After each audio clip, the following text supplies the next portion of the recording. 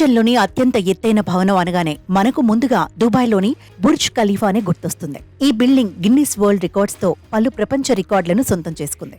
నిర్మాణ శైలికి, ఇంజనీరింగ్ సామర్థ్యానికి ఇది ప్రతీక. అయితే చాలా మందికి తెలియని విషయం ఏంటంటే మన దేశంలోనూ ఓ బుర్జ్ ఖలీఫా ఉంది. 6 అడుగుల పొడవు, 5 అడుగుల వెడల్పు ఉన్న స్థలంలో ఓ వ్యక్తి దీన్ని నిర్మించాడు. బీహార్ బుర్జ్ ఖలీఫాగా పేరుపడ్డ ఈ భవనం ముజఫర్పూర్లో ఉంది.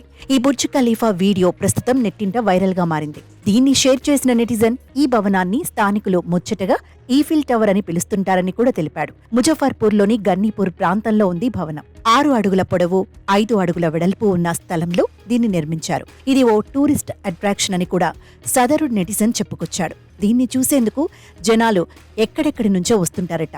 దీన్ని 2 భాగాలుగా నిర్మించారు. ఒక భాగంలో మెట్లు, రెండో భాగంలో గదులు ఉంటాయి. అంత చిన్న స్థలంలో నిర్మించిన ఈ భవనంలో వంటగది, పడకగది, బాత్రూంతో పాటు సకల సదుపాయాలు ఉన్నాయి.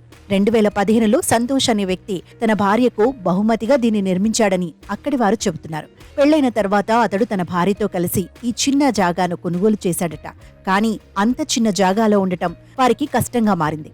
ఈ క్రమంలో సంతోష్ ఓ ఇంజనీర్ను కలిసి తన సమస్యను చెప్పాడు.